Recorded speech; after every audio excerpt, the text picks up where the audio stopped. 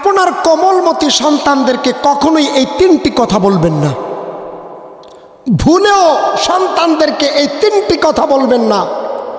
এই তিনটি কথা যদি আপনার কোমলমতি সন্তানদেরকে বলেন, আপনার সন্তানের বিপদ আপনি নিজেই টেনে আনলেন। আর সন্তানের বিপদ মানেই হলো আপনার নিজের পরিবারে অভাব অনটন দুর্ভিক্ষ আপনি নিজেই টেনে আনলেন। কোনো মা অথবা বাবা কখনোই এই সন্তানদেরকে এই তিনটি কথা বলবেন না। কারণ আল্লাহ সুবহানাহু ওয়া তাআলা আমাদের জন্য এই সন্তানগুলো দিয়েছেন আমানত। এই সন্তান কখনোই আমরা ইচ্ছে করে কখনোই নেওয়া যায় না, আবার ইচ্ছে করে কখনো সন্তানকে ফেলেও দেওয়া যায় না। আপনি খুঁজে দেখুন, একটি সন্তানের জন্য হাজার মানুষ আছে যারা দিনকে দিন মাসকে মাস কান্না করতেছে। আবার রব কাউকে দিয়ে দিয়েছেন, এমন সন্তান দিয়েছেন যাদের থাকার মতো কোনো জায়গা নেই। আবার কিছু মানুষের এমনও আছে যাদের সম্পত্তির অভাব নেই, অথচ তার খাবারের মতো একটা সন্তান নেই। 10 বছর 15 বছর হয়ে যায়, সন্তান হয় না। এটা হলো মহান আল্লাহ সুবহানাহু ওয়া তাআলা আমানত দিয়েছেন। এদেরকে আপনি সুশিক্ষায় শিক্ষিত করে রব চিনিয়ে তাদেরকে আল্লাহর আদালতে পৌঁছানোটা আপনার দায়িত্ব। যদি এই আমানত যে পরিপূর্ণভাবে কমপ্লিটলি করতে পারবে, রব ওয়াদা দিয়েছেন ওই সন্তান আপনার জান্নাতে যাওয়ার নাজাতের উসিলা হয়ে দাঁড়াবে। মানে সুবহানাল্লাহ। কিন্তু যদি এই সন্তানকে আপনি সুশিক্ষায় শিক্ষিত না করতে পারেন, আপনি এই সন্তানকে যদি রব চিনাইতে না পারেন, এই সন্তান আপনার কিয়ামতের দিন জাহান্নামে যাওয়ার কারণ হবে। কারণ আল্লাহ সুবহানাহু ওয়া তাআলা কোরআনে কারিমের ভিতরে বলেছেন, রব্বানা ইন্না আতা'না সাদাতানা ওয়া কুবারা'না ফাআদাল্লুনা সাবিলা।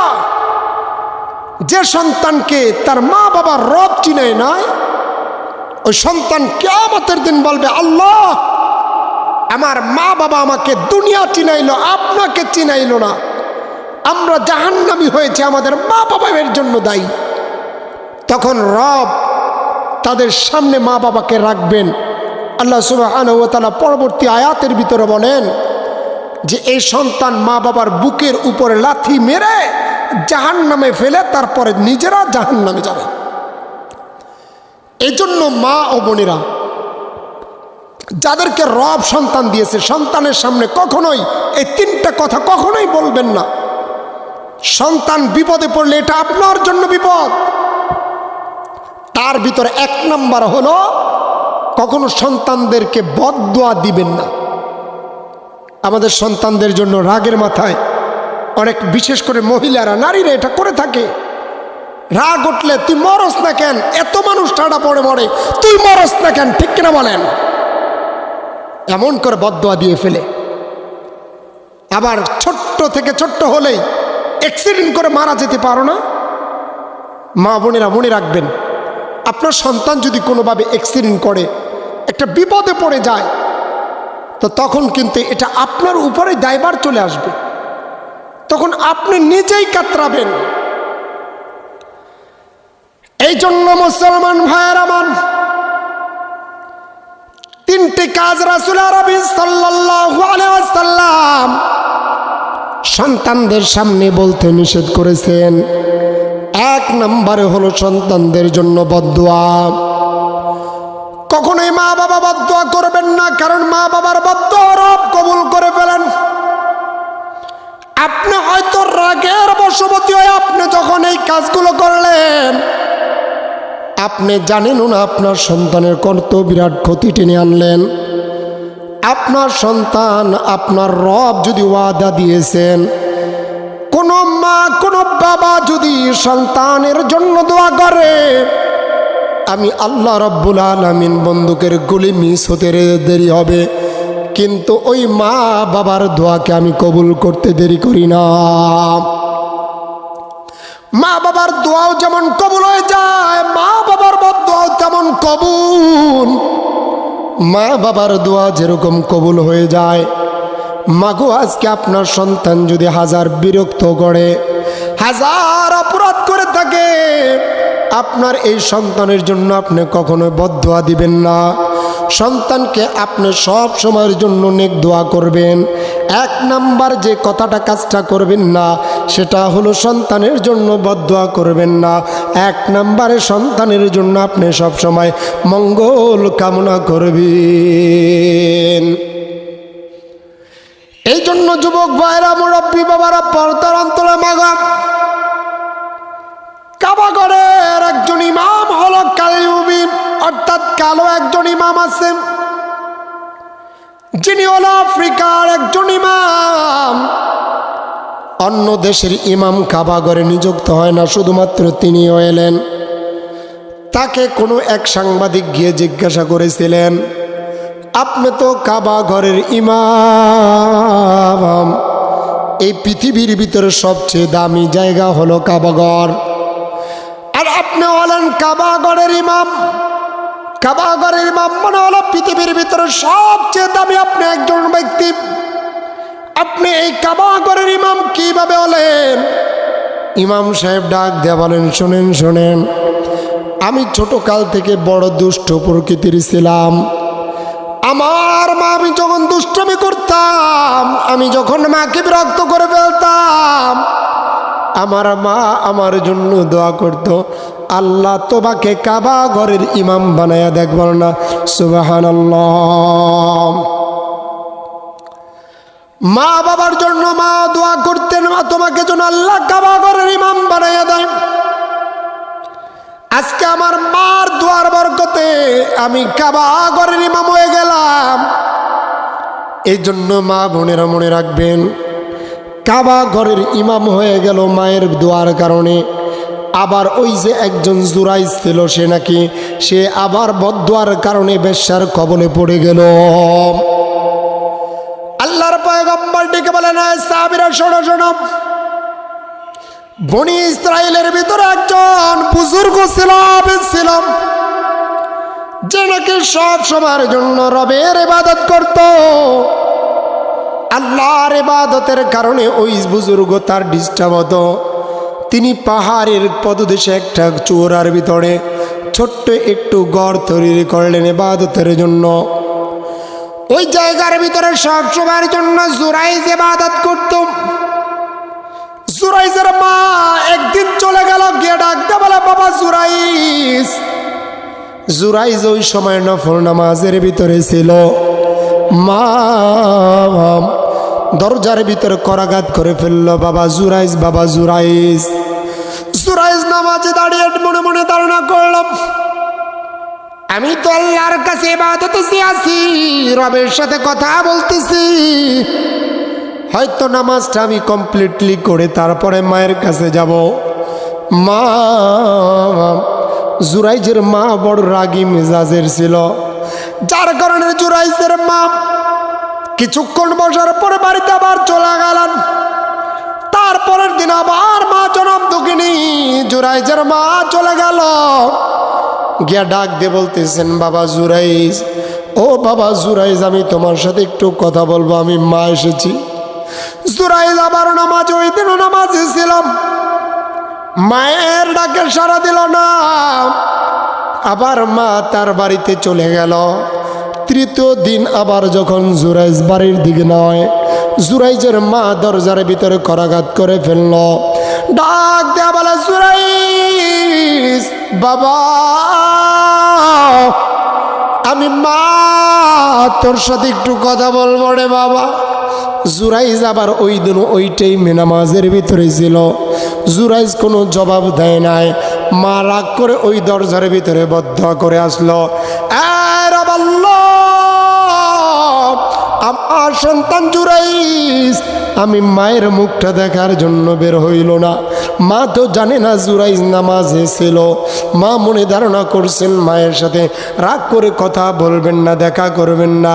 জুরাইজের মা আল্লাহর কাছে বললেন, আল্লাহ, যে সন্তান আমার মুখটাকে দেখতে চায় না, ওই সন্তানকে তুমি বেশ্যার মুখ না দেখায়া মৃত্যু দিও না। জুরাইজের মা চলে গেলাম। কিছুদিন যেতে না যেতে ওই জায়গার ভিতরে বখাটে যুবকেরা তারা ওই জায়গার ভিতরে নেশা পানি বাজে আড্ডা বাগিরি করত। এই অবস্থায় ওই বখাটে যুবকেরা একজন বেশ্যা নারীকে ভাড়া করে নিয়ে আসলো। জুরাইজের এই গড়ের কারণে আমরা ইবাদত করতে পারি না, জুরাইজের কারণে বাজে অপকর্ম করতে পারি না। এই গড়টাকে ভাঙা দরকার। কিভাবে একজন বেশ্যা নারীকে ভাড়া করে নিয়ে আসছে।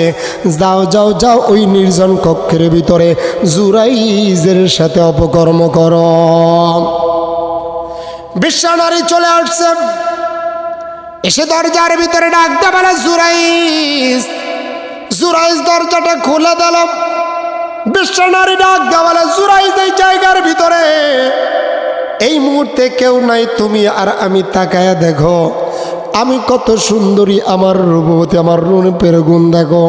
এই জায়গার ভিতরে তো আর কেউ নাই, আসো আমাদের মনের চাহিদা পূরণ করে ফেলি।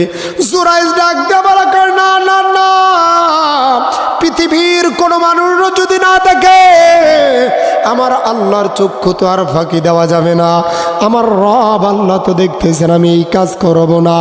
আল্লাহর বান্দি বেশ্যা নারী চলে আসলো, এসে পার্শ্ববর্তী কোনো এক রাখালের সাথে জিনা করে বাচ্চা গর্ভে নিয়ে নিল। দীর্ঘদিন চলে গেল, বাচ্চা যখন প্রসব করে ফেললাম, ওই বেশ্যা নারী ওই যুবকদেরকে নিয়ে এলাকাবাসীর কাছে চলে গেল। গিয়ে ডাকতে বলে, ওই এলাকাবাসী আসো আসো, তোমাদের থেকে ওই যে জুরাইজ নির্জন একটি গুহা তৈরি করেছে, ওই জায়গার ভিতরে সে কিন্তু অপকর্ম করে। এলাকাবাসী ডাক দেয়া কয় না না না, এটা কোশ্চিন কালেও হতে পারে না, জুরাইজ এমন লোক না। আল্লাহর বান্দি বেশ্যা নারী ডাক দেয়া বলে, এই যে দেখো জুরাইজের ফসল, জুরাইজের কলিজার টুকরা সন্তান আমার গর্ভের ভিতরে। এলাকাবাসী ডাক দেয়া কয়, হুজুর মানুষ ওই যে গুহার ভিতরে উপরে থেকে কত ভালো দেখা যায়, ভিতরে ভিতরে এভাবে টেম্পো চালায়, আমরা তো জানতাম না। আল্লাহর বান্দিকে এই বেশ্যা নারীকে নিয়ে এলাকাবাসী চলে আসলাম। এসে ডাক দেয়া বলতেছে, জুরাইজ বেরো। জুরাইজের ঘর বাড়ি সব ভেঙে ফেলল, শুধু ঘরগুলাকে বানলো না, জুরাইজকে বকাবাজি করলো, মারধর করলো, আঘাত করে ফেললো। জুরাইজ নামাজে দাঁড়ায় গেলেন, রবের কাছে সাহায্য প্রার্থনা করলেন, আল্লাহ আমার আর বুঝতে বাকি রইল না, আল্লাহ আমার জন্য দুঃখিনী মা দরজায় থেকে যে আমার জন্য বদদোয়া করে গিয়েছিল, আমার বেশ্যা নারীর মুখ না দেখায় মৃত্যু হবে না। আল্লাহ আজকে সেই বেশ্যা নারীর কবলে পড়ার পিছনে এক নাম্বার কারণ হলো আমার মায়ের বদদোয়া। আল্লাহর বান্দা জুরাইজ নামাজ শেষ করে চলে আসছে, এলাকাবাসী হাজির। জুরাইজ ডাক দেয়া বলতেছে, না এলাকাবাসী শোনো শোনো, ছোট্ট বাচ্চার দিকে তাকায়া হাতটা দিয়ে জুরাইজ ইশারা করলেন, এই বাচ্চা তোমার বাবাকে বলো বলো। রবের ইশারা, রবের আদেশে ওই ছোট্ট বাচ্চা সাক্ষী দিয়ে দিল।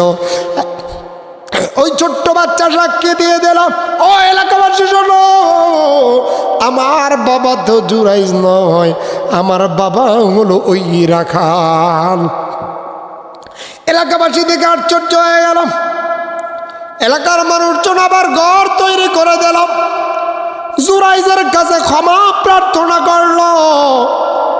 ডাক দেয়া বললেন, জুরাইজ রে, তোমার এই ঘরটাকে আমরা স্বর্ণ দ্বারা রূপা দ্বারা তৈরি করে দিব।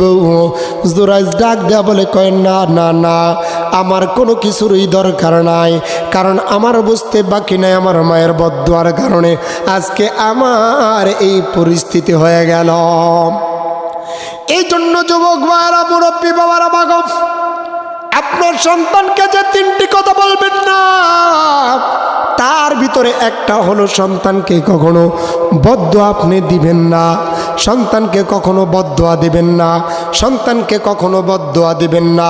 রাগ যতই উঠুক না কেন, আপনি আপনার সন্তানকে রাগের সময়ও বলবেন আল্লাহ তোকে হেদায়েত দেখ, আল্লাহ তোকে ভালো করুক, আল্লাহ তোমার মঙ্গল কামনা করুক। সন্তানের জন্য সব সময়ের জন্য দোয়া করতে হবে। এক নাম্বার গেল, মনে আসেনি? দ্বিতীয় নাম্বার হলো সন্তানের জন্য সন্তানকে যে কথাটা বলবেন না, তার ভিতরে দ্বিতীয়টা হলো সন্তানকে কখনো মা কখনো বাবার খোঁটা দিবেন না, বাবা কখনো মায়ের খোঁটা দিবেন না। আসেনি নাই কি বলেন? আমাদের সমাজের ভিতরে মা যদি ছেলে হয়, ছেলে কোনো দুষ্টামি করলাম, কোনো একটা অকাম করে ফেললাম, বলে কয় পুরা বাপটার মতো হয়েছে, বলে কি বলে না, কয় পুরা বাবার মতো হয়েছে, এটা বাপের মতো হয়েছে, খোঁটা দিয়ে ফেলে। বাবার অপকর্মগুলো, বাবার দোষগুলো সন্তানের সামনে উপস্থাপন করে। আবার বাবাও যদি মেয়ে হয়, মেয়ে যদি কোনো একটা কাজ করে, কয় মায়ের মতো হয়েছে, মাও আমাকে জ্বালাইলো, ও জ্বালাইলো।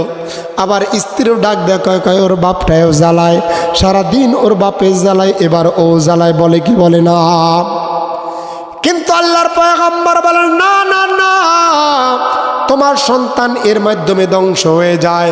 সন্তান যখন দেখতে পায় বাবার দোষ, আবার বাবার মাধ্যমে যখন মায়ের দোষ দেখতে পায়, তখন ওই সন্তান সিদ্ধান্ত নিতে আর বাধ্য করে না যে আমার মা বাবা দুইজনই অপরাধী, আমি এখন অপরাধ করতে কোনো দোষ নাই।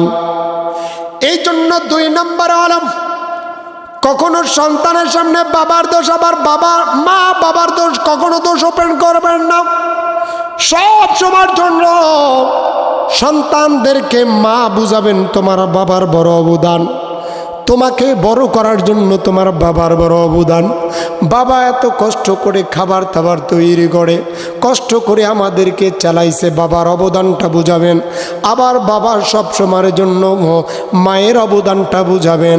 বলবেন, ডাকতে বলবেন, তোমার মা এত কষ্ট করে তোমাকে বড় করতেছে, কখনো মায়ের সাথে বেয়াদবি করবে না, মা বলবে বাবার সাথে বেয়াদবি করবে না। এর মাধ্যমে সন্তান বুঝে নেবে কোনো পর্যায়েও মা বাবার সাথে বেয়াদবি করা যাবে না। আর যদি আপনি মা বাবার দোষ আর বাবা মায়ের দোষ বলেন, ওই সন্তান নিজ দোষের কাজ, খারাপ কাজ করতে উদ্বুদ্ধ হবে, একটু নিজেকে ছোট মনে করবে না। 2 নম্বর গেল। 3 নম্বর যে কথাটি সন্তানদের সামনে বলবেন না, সন্তানের সামনে কখনো তাদের পারিবারিক কোনো কলহ করবেন না। স্বামী আর স্ত্রী সব সময়ের জন্য, কিছু সময়ের জন্য সংসার করতে গেলে ঝগড়া বিবাদ লেগেই থাকবে, আসবে, দ্বন্দ্ব লাগতেই পারে। একই সাথে যদি কয়েকটা হাড়ি থাকে, একটার সাথে আর একটা টাক লাগে কি লাগে না? স্বামী আর স্ত্রীর দ্বন্দ্ব হবে, কিন্তু কখনো সন্তানদের সামনে কাইজা ঝগড়া করা যাবে না। যদি সন্তানের সামনে মা বাবা যদি কখনো ঝগড়া বিবাদ করে, ওই সন্তান ওগুলা থেকে শিক্ষা নেয়, খিটখিটে মেজাজের হয়ে যায়। এই জন্য সন্তানদের সামনে মা বাবা কখনো ঝগড়া করবেন না। সাথে সাথে সন্তানকে কখনোই আপনারা বলবেন না তোর দ্বারা কিছুই হয় না। 4 নম্বর যে কাজটা করবেন, সন্তানদেরকে আমরা কোনো কিছু না পারলে, দেখোস না পাশের বাড়ির ছেলেটা কত সুন্দর পড়ে, ওর পড়ালেখা কত আদববান, আর তোর দ্বারা কিছুই হবে না, তুই কিছুই পারস না, ফেল করস, ওর মতো হলে না। নয়, আপনার সন্তানদেরকে আপনি উৎসাহিত করুন।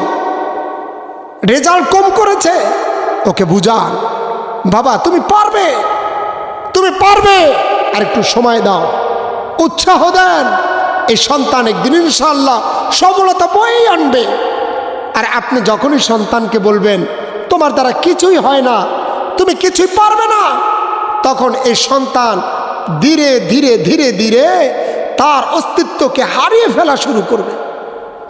এই জন্য কখনো সন্তানদেরকে বলবেন না যে তুমি পারো না, সন্তানদেরকে উৎসাহিত করুন, বাবা সুন্দর হয়েছে।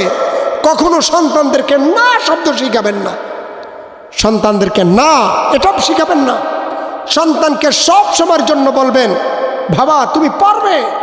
সন্তান রং করতেছে, আপনি বলবেন বাবা এই কাজটা করতে হয় না, এই কাজটা করলে তোমার এই ক্ষতিটা হবে।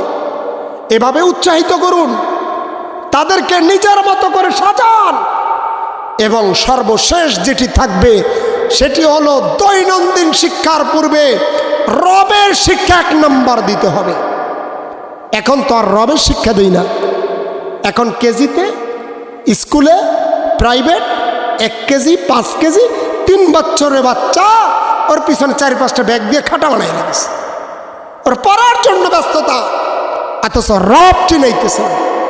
এই জন্য সর্বপ্রথম সন্তানদেরকে রব চিনাইবেন, আল্লাহ চিনাবেন।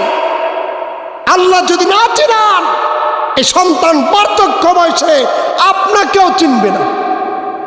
এই সন্তান বৃদ্ধ বয়সে আপনি যেহেতু রবকে চিনান নাই, এই সন্তান বুড়া বয়সে আপনাকে অন্য বৃদ্ধাশ্রমে দিবে, আপনার খোঁজ খবর নিবে না, আপনার অজান্তেই অপকর্ম করে বসবে। এই জন্য সন্তানদেরকে সর্বপ্রথমই হলো রবের শিক্ষা দিতে হবে।